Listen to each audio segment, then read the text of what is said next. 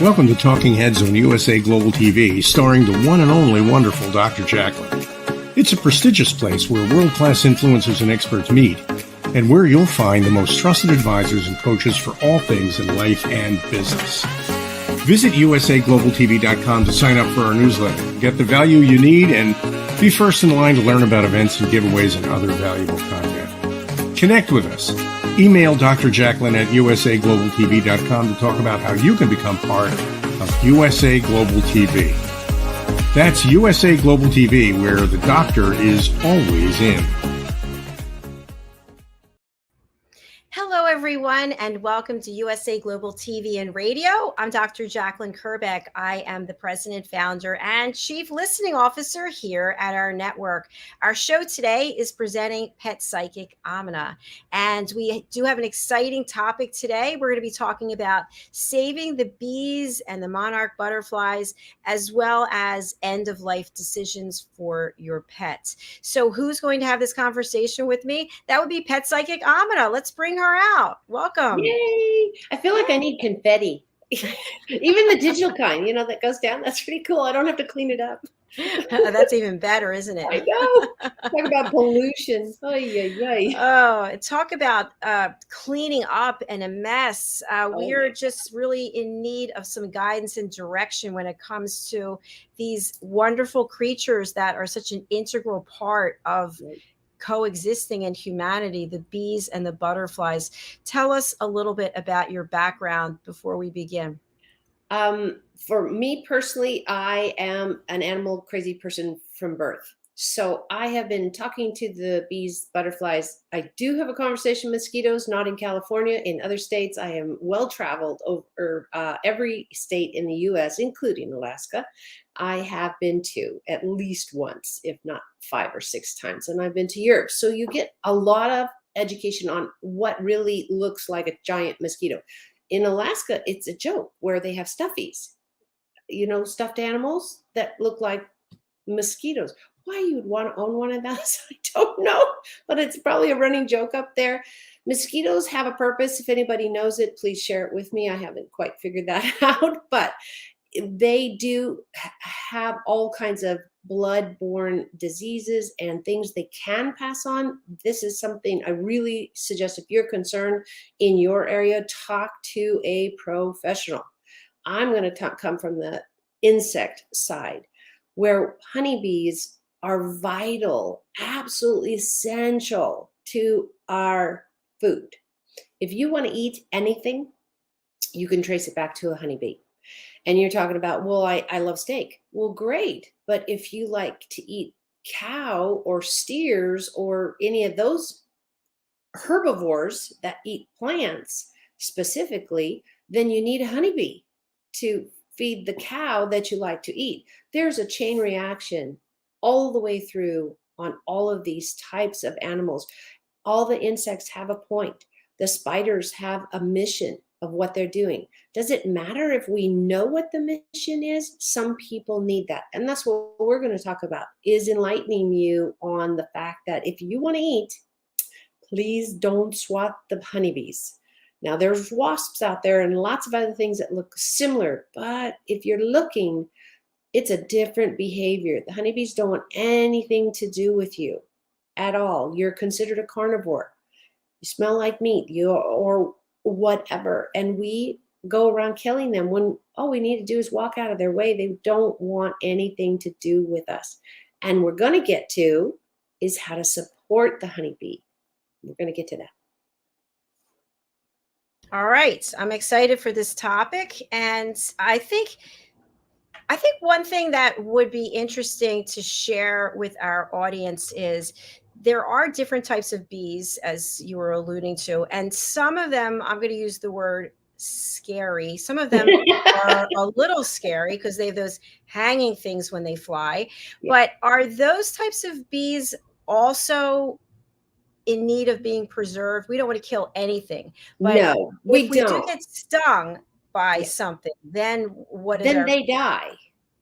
So it's catastrophic. So if you think about it on their plane, we're talking about an insect. It's a very simple existence: food, create home, have babies. It's very, very, very simplistic. We're not talking about, the $10. We're not talking about a whale. We're not talking about a dolphin. We're not talking about an animal. Even your canines, your dogs are highly intelligent. That's why we train them. Seeing eye dogs, perfect example. You get a seeing eye dog. Why can they do what they do? First and foremost is they're a pack animal. So they want to be with their pack. And guess who their pack becomes? The human that they care for, the human that they take care of. I just watched a docudrama. I'm going to say drama. I'm sure they call it a documentary, but I'm thinking they might have had a few things in there. And this woman was stuck in a blizzard, and she was 9 months pregnant. Husband was gone. And you go out, and this all ties in how animals behave. And she wanted to get to the hospital because she'd gone into labor. So she got in the car, and it's a blizzard outside. The car dies. So she, I don't know why, thought it was a good idea to see if she could walk the rest of the way, not 9 months pregnant in full labor. And in that space, there was a bear, and bears walk around in the snow often. And she had her cubs, which would be at least a year old, but they're still with her. She saw this woman, and this is actually supposedly a documented real story, that she saw this woman, and that bear went, they surrounded her, and she couldn't do anything as far as she's in full labor giving birth. And that bear saved her life because they warmed her up. Why? Because one female mother saw another mother in danger, and as soon as they cleared the roads and she'd given birth, all of that take place, they realized, oh God, she has a bear next to her, and the bear walked away and didn't need to be there. Honeybees don't want anything to do with you. They are single direction: flower, pollen, hive, flower, pollen. They want to do that. They don't want anything to do with you as a person. What we fail to do is stay calm and to realize they don't care about us. So many people get so trapped in their fears, and that's a really hard place to be, but also trapped in their misinformation. Now, mosquito, that totally different insect. He's after you. Just put your arm out and donate, because unless you got to walk away or kill it or whatever. I've been to Alaska. Their mosquitoes are truly large. Everything has a place in the world. The problem is humanity has decided what that place is, how viable that place is, and with the chemicals we're using. Roundup is one of the biggest culprits, but we have lots of things. Hairspray. Hairspray is a problem in the environment. So don't go outside and spray your hair or something like that. But what we're creating in our garbage alone that doesn't biodegrade, these have chemicals in them. The Comet is a huge problem. I loved Comet for years. It is a fabulous cleaning product. Fabulous. Is it good for the environment? Probably not. Vinegar and water will do just fine and won't kill anybody. But a family, friend, or your pet, Comet will. If they get it on their feet and they lick their feet, you're risking your animal getting poisoned. So honeybees, again, the point is, would you like to eat anything? You can trace it all back to a honeybee. Somehow a flower somewhere needed the bee, and the bee then did this, and then it went on to the next plant and the next plant. There is a circle in the world on how we all should be together and be around each other, not thinking me, myself, and I. And humanity seems to do that. I'm not any different. I've had my moments, and I've learned and picked up and said, I can do better. And that's what I'm encouraging everybody. You can do better, but being educated is your first step. Absolutely. I really appreciate what you're saying. And until I met you, I didn't have the education that I have today to really look at things in a very different way. So you helped me get a new perspective, and our goal is to help as many people out there also get a new perspective. But I think you really hit the nail on the head when you talked about fear. I know when when you think about it, the wasp doesn't necessarily want to attack you, but maybe it's drawn to you because of the color you're wearing or the way you smell. And Right. then immediately we're like, ah! And then they're like, what the heck was that? What are we afraid of? Have you ever been in a crowd? I mean, look at a stampede. I have actually been in the Middle East during Hajj. And remember, for years and years, thousands of people were killed during this pilgrimage that people make. And they would go, because we walk down the roads and the freeways. Never thought I'd be walking on a freeway, but there you are. So you get the overpasses and things. It's a small place for millions of people from all over the world. And it only took one person to freak out and say, oh my God, something. And everybody panics. Nobody checks because they're too busy panicking. And that's kind of the first reaction of a body, is to run and then figure it out, because then you might be alive to do that.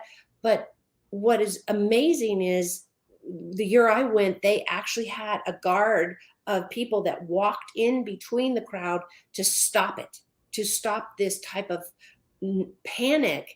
I'd like to say nonsense, but that's totally cheapening the reality of people's fear is real. Animals' fear is real.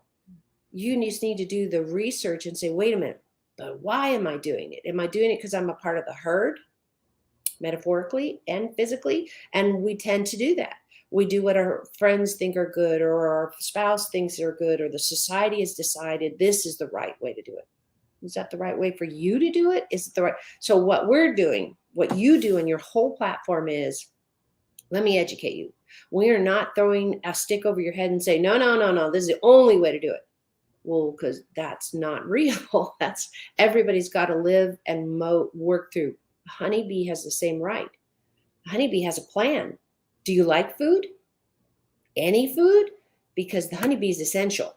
Because the honeybee starts the grass for the cow. If you want to eat the cow or the goat or whatever, you have to have the honeybee. Mm-hmm. If you love flowers and plants like I do, you need the honeybee. And the monarch butterfly and many of these other animals are in dire condition because we've used products like Roundup. I'm as guilty as everybody else. Let me be completely clear. Sure, I used Roundup on my first place. I had half an acre. Man, that's a lot of weeds because nobody had done anything in this yard. I didn't know. I don't know what I don't know. That's why I'm doing the show. That's why I'm encouraging you to say, okay, done with the blame, done with I should have, could have, what it's done. What are you going to do tomorrow? What are you going to do today? Are you going to throw the gum wrapper or candy wrapper or whatever wrapper you've got out of your pocket and leave it on the street and somebody else will pick it up? Because that's a lot of our mentality, is somebody else will pick it up. Well, who's the somebody else if it's not you or I? I get asked by a few close friends, we will say, and they're like, well, why do you care? You didn't put the wrapper on the floor. I said, but I can pick it up. Well, but it's dirty. I have soap and water. I know where they are, and I'm not going to touch my face. Or use a Kleenex, a clean Kleenex to pick it up. So many people today, Dr. JACALYN, is heartbreaking, and the work you're doing is the same thing. It's somebody else's problem. It's somebody else's fault. It's not mine. Why should I do anything? How did we get here? How do we get to be so me, myself, and I? And here's our box. This is what's important. How I don't know how I look, how I move. There are people that just need a smile, that just need a good conversation. I was at my favorite place. Everybody knows, the garden shop, mostly Lowe's because it's the closest one to me. And I'm going there after I leave this show to get a new part, is just to pick up a conversation and laugh about something that's just ridiculous and silly. Or, hey, I got that flower last week. I hope you love it. Whatever, that's a great shirt. And you walk away. If you truly believe that. I'm not saying be disingenuous, but it all circles about how easy is it to love a bee? Yes, you can be afraid of it. But when you understand it and you understand why they do what they do, They only sting. Remember, they lose their life when they sting you. There's no recovery from that. There's no coming back from that. So do you think a bee would take a great deal of time to think about stinging anybody? Dog, cat, horse, or person? I would think, yeah, there'd be a whole lot of thought behind it. That's not their go-to. But if you're the one sweating and you're the one panicked, they're going to wonder why. The same thing with dogs. And Dr. Jacalyn, you and I have talked endlessly about being around animals and being afraid of whatever you're afraid of. That's okay. But understand, they don't understand why you're upset. So they're looking for who's out to kill them. Not necessarily you, but you're afraid of something. So find that quiet place. Chew a piece of gum. I don't know who needs that piece of information, but somebody does. Chew a piece of gum. Go smell a flower if you're me, and or walk away and say, you know what, I can do this one step at a time. If you go back to our original part of our show, Dr. Jacalyn was so brave and let the spider stay in her shower. I was so proud of you. I was so proud of you for all of that work that you had to do. It's really hard. It's really hard. It is hard. You know, something that you mentioned earlier, I just wanted to comment on. You mentioned about fear and about education, and something happened to me today, not in the animal world, but I went to the eye doctor, and I never went to this. I didn't see this person before this doctor. I've been to the office before. And anyway, long story short, I have these floater things, and he never told me what he was going to do. But he just launched into what he was doing. And, you know, with the drops, they never said it's going to sting or we're going to push here. He never said anything about what he was going to do. And I was very uncomfortable. And this is about education, expectations. Exactly. And so I apparently moved my hand and he thought I was going to punch him. But I just moved my arm because I really felt physically ill. Yeah. And I wanted to say to him afterwards, if you had told me what to expect, if you had educated me on the process, it would have been a different experience. And that's what this is all about here too, is educating people. Absolutely. Maybe they're not aware. I used hairspray for years. I haven't used hairspray in over 2 years. I have 4 big things of hairspray that I have. Yeah, I don't use it because of the environment. It's polluting the environment. Right, So, right. And you're living it every day. I'm living it every day, where everything you are and where we go. I put an article together. So I'm in a condo and it's on like 1,000,000 stairs. So I get my steps every day just to come out of my bedroom. And literally we're on this huge hill. So it's up one step and down another. So I have steps to get to my front door. And at the bottom is this tiny little square, like 4 pots big. And they put a plant in there. It's kind of crowded right now. So I put my pots in there, and right now it's all milkweed. There's 4 of those pots are milkweed. And where did I get it? Well, there wasn't any local milkweed in my, believe it or not, my garden stores, and I needed it soon. So I just ordered it online and had it come in. But you can look at it and say, is this good for this state? Is this good for this state? So I keep telling people, it's that simple. If you have a little piece of tile, put a sunflower out. Well, I don't want bees at my front door. Okay, then put it down 4 steps. But remember, they want the sunflower, not you. They're as afraid of us as we are of them. And when one of us decides to calm down and say, okay, I understand, I can be better. Is it a process? Yes. And that's what Dr. Jacalyn, I want people to take away with what you said. No one is born completely steeled off from emotions of whatever, height, bugs, or alligators, whatever that is. Give yourself some grace and just try every day to be better, because we can be. And this will help your relationships. This will help your friendships, and this will help your job. Being kind is something every job should be looking at. Because if you're militant at work, I can't imagine you're a very good supervisor or anybody wants to be around you. And eventually, Right now, I'm really seeing a big change with employers. And they're going for, wait a minute, I think we can do this better, nicer, more professional, and not having to yell at people.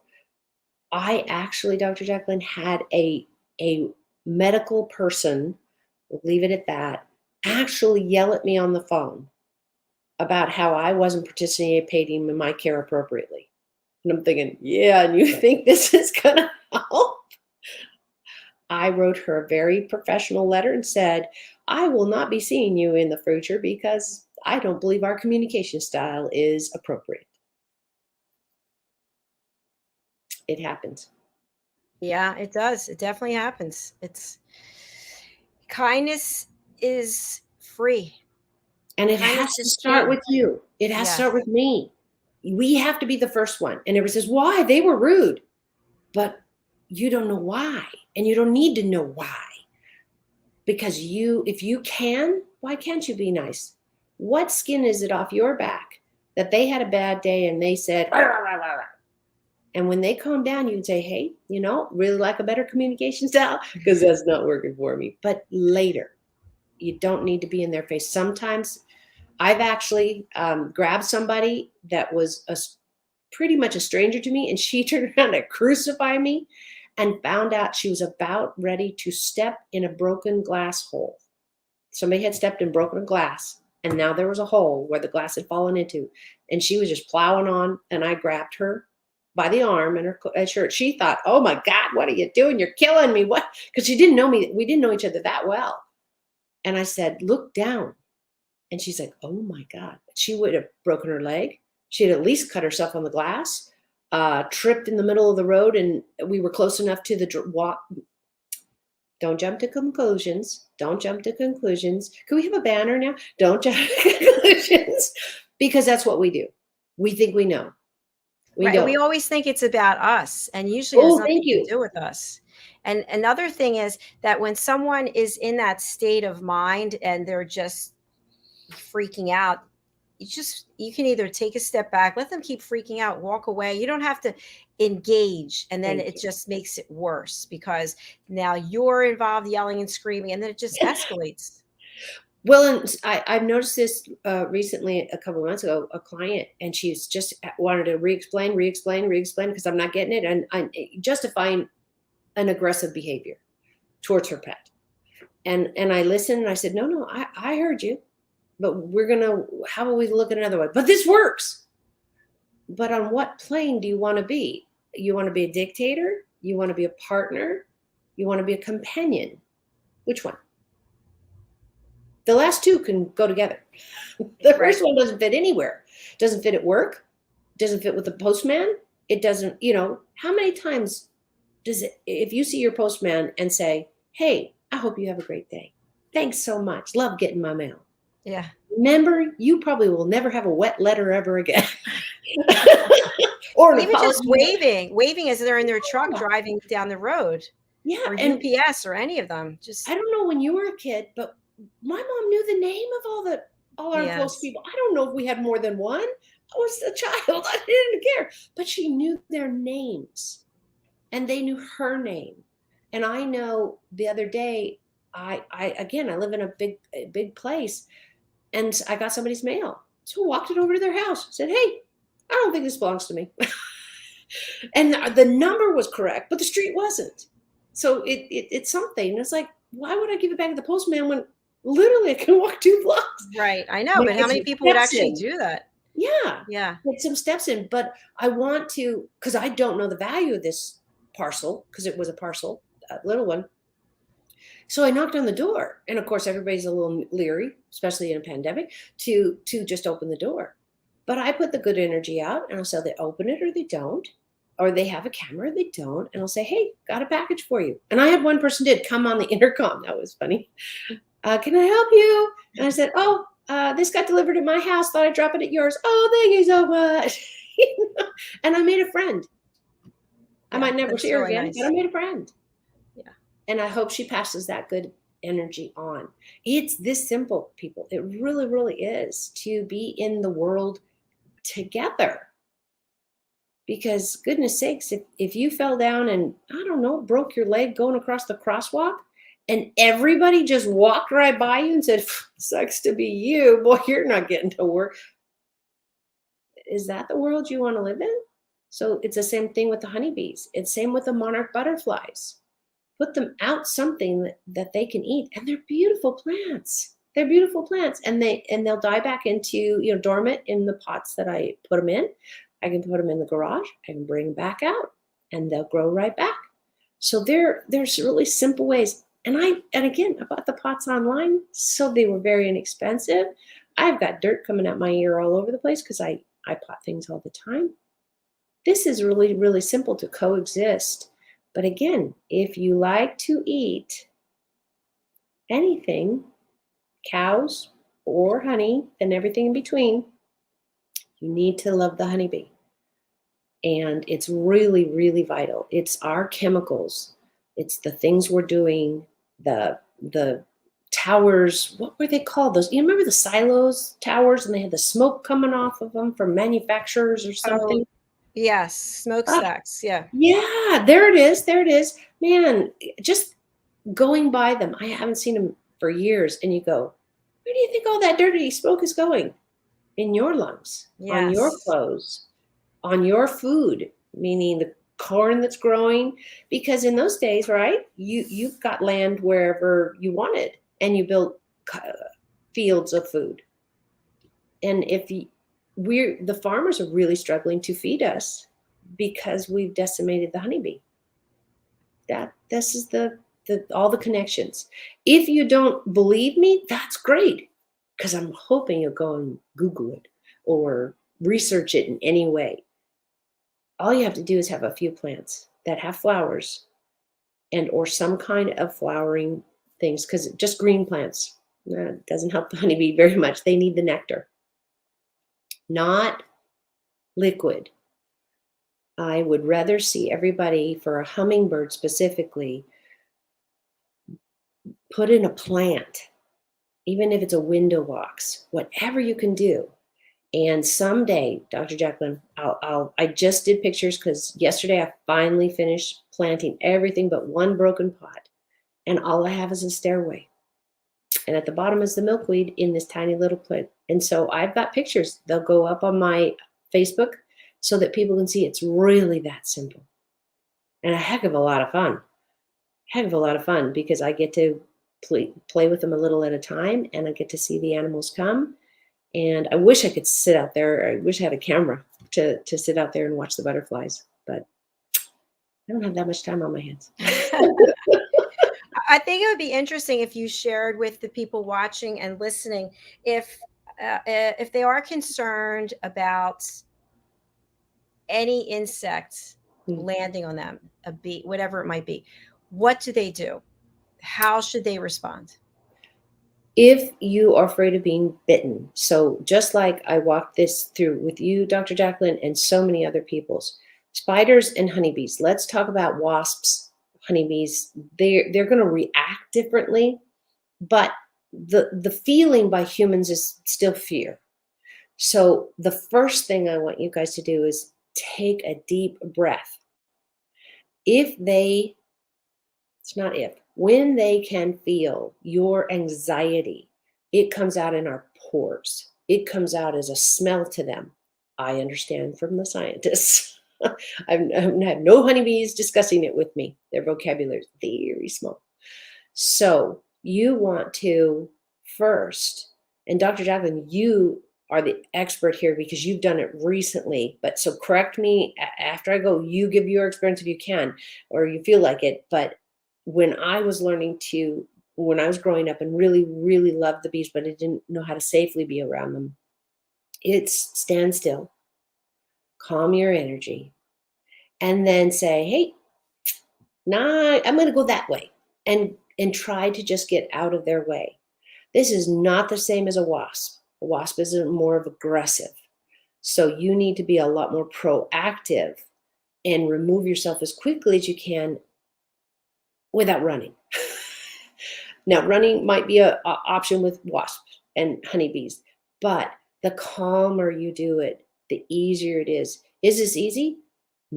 No, when you're afraid of something, I had a sister that got bitten by a dog when she was young, and she was afraid of dogs for her entire childhood, and they didn't get one until her kids demanded that they do, and she's doing well. But it took years, but again, no contact. You're going to come into contact with honeybees at some point, or wasps at some point, and they're totally different. Wasps are far more aggressive than a honeybee. Honeybee don't want nothing to do with you.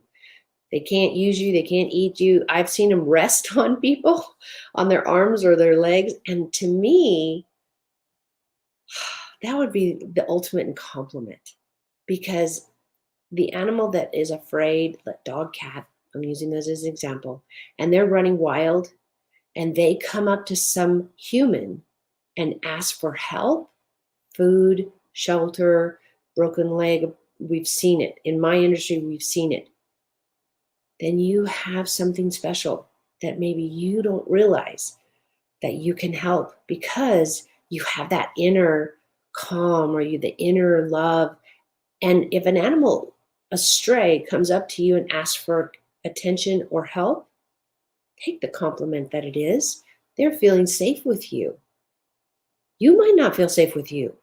Maybe that's the time to change that. But to be around honeybees specifically, mosquitoes are off. They're after your blood. They're coming for you. There's no dodge and weave on that one. There is plenty of baby oil, works really well. Now, there's a catch-22 with baby oil. What I'm talking about is something like Skin So Soft that Avon carries. And again, not promoting any specific, I'm just saying what we've used. In Skin So Soft, there is a scent that offends these animals, insects. Let's go with that, because that's what they are. So try it. It might work better than a spray, bug spray. It might be too oily for you. It might, again, try it and see what works for you. Nothing works for everybody. Did I even get close to answering your question, Dr. Jacalyn? Because you know me, I get on this passion tangent, and I'm on five other islands beside the one I started on. So. Yeah, no, that's fine. I think that's great. I think as we're coming to the last section of our show, I'd love for us to change the subject about, and it's a big subject, so we'll have to revisit it again, but when to let go of your pet. So the pet is not doing well, and we're keeping the pet as comfortable as possible, right. But yet it's really about us. It is. Can you share more about that? Yeah, end of life is a huge part of what I do. I'm very fortunate to be blessed to talk to people who have passed, and can help you through having worked in a vet clinic, knowing the struggle, and having to make this decision in my own animal family. I personally, just to get it off my own chest, is I just wish we didn't have this ability to make these decisions. It seems way too big. Always, always, always get support. And I mean, talk to your vet, talk to a trainer, talk to somebody like me who does animals for a living, meaning they've studied, they've read books. I have a degree in animal science, and not just the psychic stuff. I've spent 10 years in a wildlife sanctuary where these animals should not have been in people's homes, or Hollywood actors, or whatever they were. Chimpanzees. We had chimpanzees that were medical research. That's a whole different thing. Talk to people that are in the industry of working with animals, so there's a little bit less emotion. Because if you go to your best friend, girlfriend, your next door neighbor who has dogs, they all have a lot of good advice, I'm sure. But you always want something a little bit neutral. This is a huge decision. Talk to your vet. If you don't like what they had to say, talk to another one. Everybody goes to different doctors. Why? Because we're different people. I'm not saying find the answer you're going for to be verified, but open your mind to lots of support. But you got to tell people that you need support. A lot of people go through this and say, oh no, Chippy, we've had him for 20 years and he died yesterday. And everyone's like, oh gosh, I would have loved to have supported you if you would have told me, 2 days ago, I would have been there if he was put down and you were present, or he died in your lap, whatever the scenario is, or he died when in their sleep. We all want to help. First and foremost, get support for yourself so that you're in a good place to help your pet transition, because they truly look at it as transitioning. Sure, pack animals will miss you much more than the single animals like cats and birds, but it can be done. And look for the support. There's a lot of great groups out there that are still meeting through Meetup and a lot of other organizations like that, where you can find support. And you can look at the plethora of places online and social media, but find something that resonates with your values and your heart. And I hope you have somebody personally in your life that can walk you through this transition. Because remember, if it was you, would you want to be suffering? Would you want to be put down? Would you want to have the surgery? Remember, it's not all about us. It's about the well-being of the person or animal that is dying. And it should be there first. That should be your priority. Well said. Thank you so much.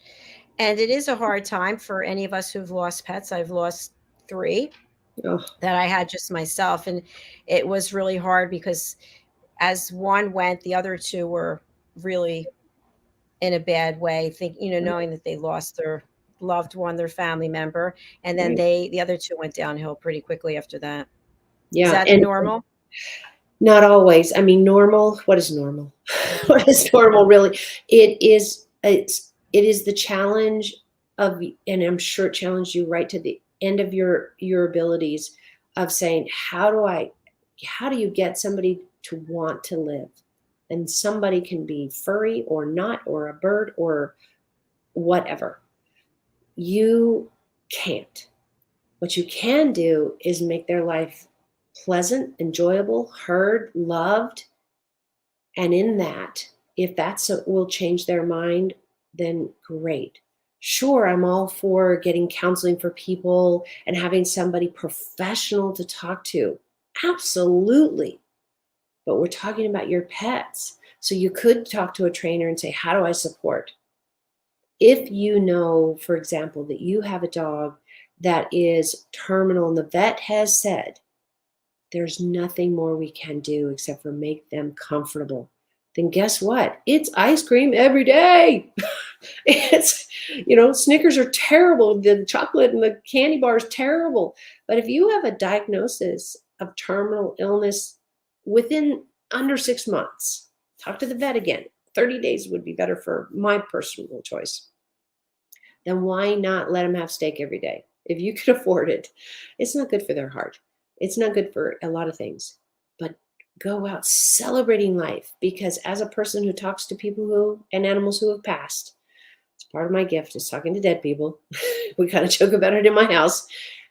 It is not, there's no doctors practicing. There are no nurses waiting to bandage anything. Everybody gets to swim when they didn't know how here, or they get to grow flowers and they get to play, and nobody's hungry. Nobody has to pick up anybody's poop. It's not a bad place. I'm not saying go the sooner. I'm just saying we will miss them, but it's not forever. Wow. Powerful. Thank you. Something else that I wanted to discuss with you, and we'll do a future show on this, and maybe you're an expert in this area, maybe we bring someone in, but I actually did a book review today on this book, Dementia Home Care. Wow. And I've been reading that dogs also can get dementia. There's been a number of articles here, the New York Times, National Geographic, CNN, a bunch of different outlets that are covering this. Is this something that you have expertise in when we think about the end of? No, I'm going to get some though, because you're the second person that's brought up to me that they thought their dog was losing their equilibrium and their balance, and I don't mean physically falling over, but just they're walking into doors emotionally or physically. And because I've just touched on it and was working on so much, that I'm going to absolutely spend more time looking into it if this is something that people are really experiencing. Because animals, especially a pack animal, and I trust the vets completely, of course. I mean, there's no blanket, there that says, oh, we will always trust everything they say. Well, no, it's good to research on your own and see what works for you. But if the community is now watching that they're actually diagnosing the carnivores, which is the dogs here, with dementia, it blows my mind. I've never heard it. You're the first person to tell me. So I'm kind of excited and scared and sad, honestly, that we passed on another thing. For me, the only time I've seen cancer being returned in an animal without cancer is that they're living so closely emotionally with their owner that is going through cancer that they mimic it.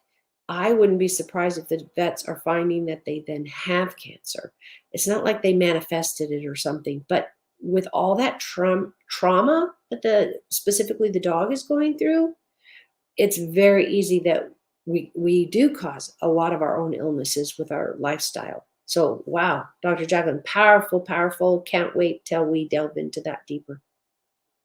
Fantastic. All right. We will look into getting someone with expertise to come on and speak about it. And the author of this book that I did the review on today, Tracy Cram Perkins, I don't know, she might know someone who has expertise in this area. So I'll reach out to her as well, and we can cover that in a future topic. So Amina, if you would please share the best way for people to reach out to you, to hire you for your services, and who you'd like to contact you, I'd really appreciate that. Absolutely. And before I do that, Dr. JACALYN, let me encourage you, please put in the chat for not only myself and everybody is the name of that book, so we too can read up on the book that you are talking about. It sounds like it's a really great, powerful start to do research on our own. Okay, that said, bridgingworlds.us, just like it sounds, BRIDGINGWORLDS.US. That is where everything about me, well, professionally, is there. I also own Bridging Worlds on Facebook and LinkedIn.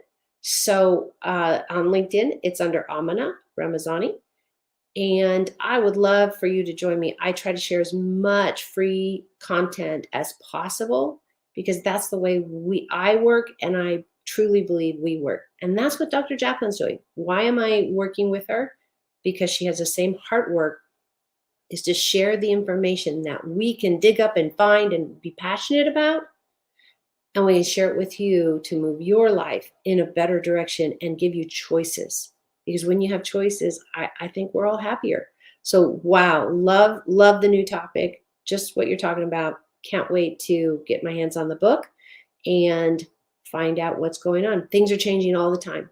It's always great to keep up on the content. Absolutely. Thank you so much. If you can just check the private chat, and look forward to seeing you again next week, Pet Psychic Amina. Absolutely. Every Friday. No. All right. Take care. Thanks again. Bye for now. Thank you, everyone, whether you are watching or listening on the live or the replay. We are just so happy to have you here.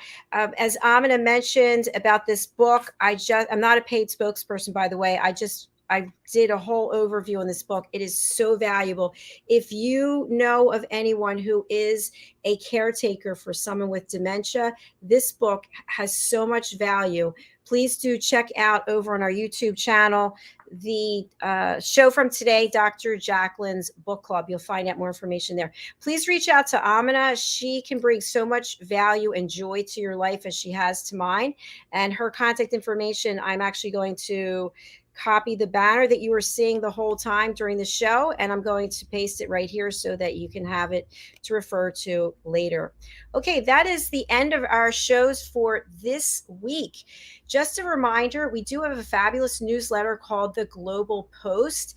And if you haven't subscribed, please go over to our website, usaglobaltv.com, and subscribe. We are actually going to be sharing this newsletter every week and featuring people who are guests from our shows, as well as our co-hosts, our panelists, our talking head experts, our elevated listeners, so that it is a newsletter filled with education as opposed to promotion. So I hope you'll be pleased with that. Thank you again for being here. I'm going to sign off and get some R&R, and I will be back here again on Monday. Thank you. And again, please subscribe to USA Global TV and Radio on YouTube. Bye for now.